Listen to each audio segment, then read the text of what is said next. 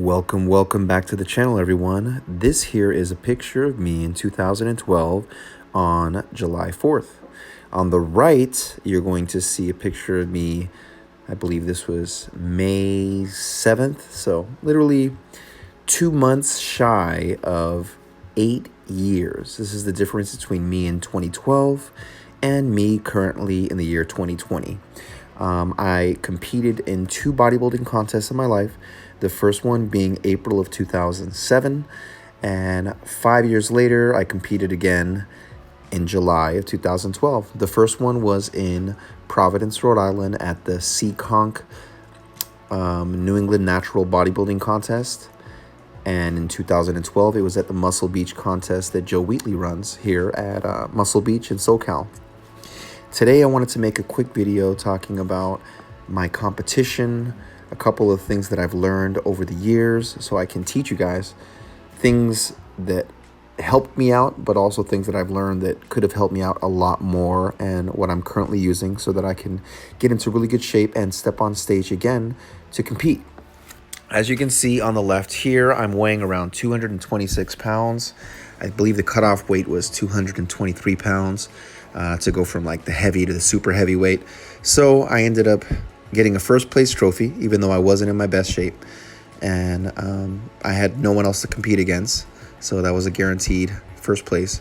I then went to compete for the overall title against 5 other amazing guys. And I think I placed like last place, which was 6th. But I still got 2 trophies that day. Good learning experience. A friend of mine named Renee from Boston actually planned to do that competition with me. We had talked about it the year before. We got to that point and we did it together. I'm proud of my brother. We need to do it again. And this was the last time that I competed.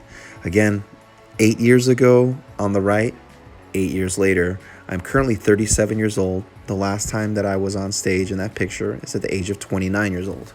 Getting older, things are not as easy, but there's a lot of things that we can do better that we don't do, and I'll walk you through these right now.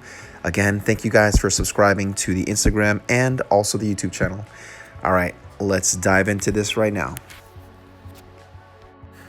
All right, let's dive into this real quick. These are going to be the things that I wish I knew back in 2012. Number 1 is going to be listen to your body. Back in 2012, when I competed, I was training with a friend of mine named Freddie.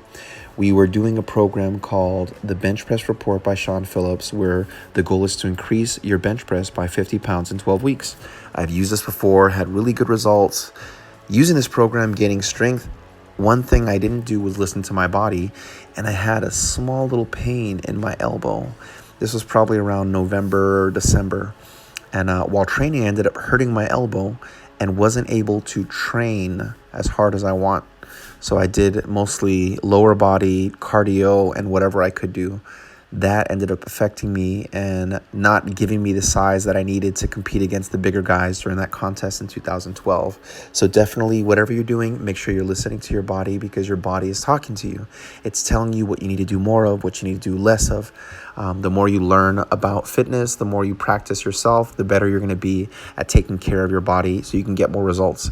If you're in pain or you get hurt, you can't train. So be smart, listen to your body. Number 2, focus on your weak points. As you can see, I wasn't super ripped back in 2012. One of the main reasons was I was eating too much fast food. My idea of a healthy salad was going to Wendy's, and I knew better than that, but I didn't practice it, right?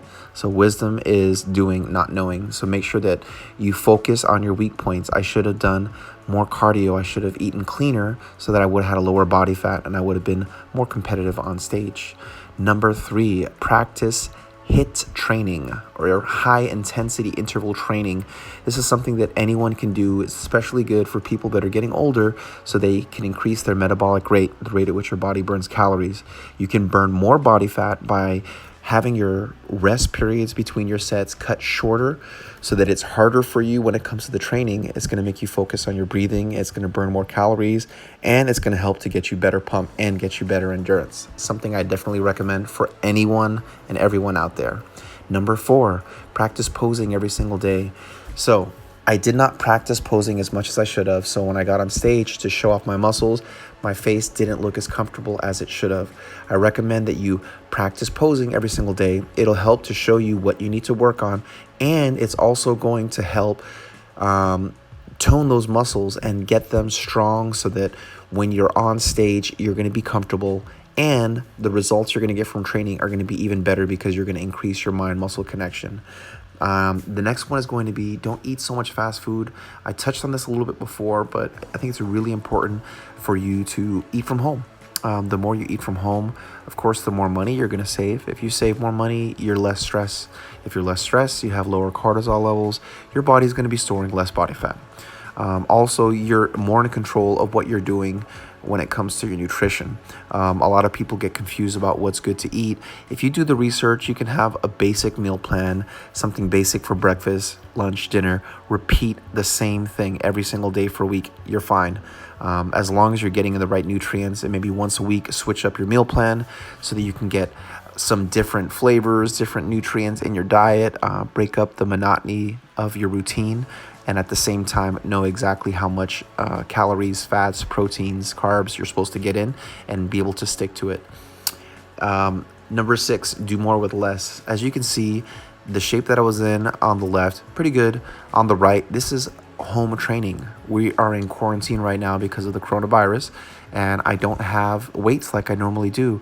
So I'm getting very creative with my training, but as you can see, I'm still getting really good results, really good progress with less. I think sometimes the more we have, the less we do with what we have. It's better to have less and be creative and resourceful and take advantage of what you have around you and make the most of it. Number 7 is going to be do prehab and rehab daily. Especially going through my injury, my surgery, it's so important to listen to your body. And if there's any areas that need to be worked on when it comes to strength, endurance, flexibility, balance, mobility, all these different things, or even just being able to engage those muscle fibers while training, you got to focus on your rehab and your prehab so that your body stays strong and doesn't get hurt and gets better. Everyone has their own goals. Listen to your body, write down what your body's telling you, and figure out programs that you can do and stick with them and keep track of your progress, and you'll get better from there. And that leads me into number 8. Write down your trainings. The only way to know if it works is writing it down. Then you can see the results and you can continue to do those things. Or if it's not working, you'll know what's not working so that you don't repeat it. You really have to be aware of what you're doing so that you can continue to see progress. And what's the saying? Success leaves clues. So make sure you pay attention to that. Number 9 is have strong flexibility and mobility program, especially now being at my age, 37 years old, 38. I'm listening to my body, and what my body's asking for is more flexibility, especially shoulders, hips, hamstrings. Listen to your body. Make sure that you start your training off with cardio and flexibility, mix in stretching and mobility exercises in between, and definitely do them afterwards when you cool down, especially on your days off when you're not training. Maybe you're just going for a walk. That would be the time to do those kind of things just to keep yourself limber, keep yourself injury free, and keep listening to your body. And last but not least, always have a goal. One of the things that made me excited when I was younger was I knew that I had a goal. I had a competition that I had to do, and I had to get ready for it. Now, with the information that I know, the next competition that I'm going to do, oh my God, I'm going to do so much better because I'll have that goal. I'm fired up. I'm resourceful as heck right now. And I've learned a lot about my body and about training in different styles so that I can compile a program that makes me stronger and I can make myself at the best whenever that day comes. Hopefully, it will be in 2021. Anyways, thank you guys so much for watching this. I know it's a little bit of a long video, but I wanted to share with you those 10 things that I wish that I knew back in 2012. And I'm going to be using them from now on, and I suggest you do the same. And let me know down in the comments what you think, and I'll talk to you guys soon. Take care.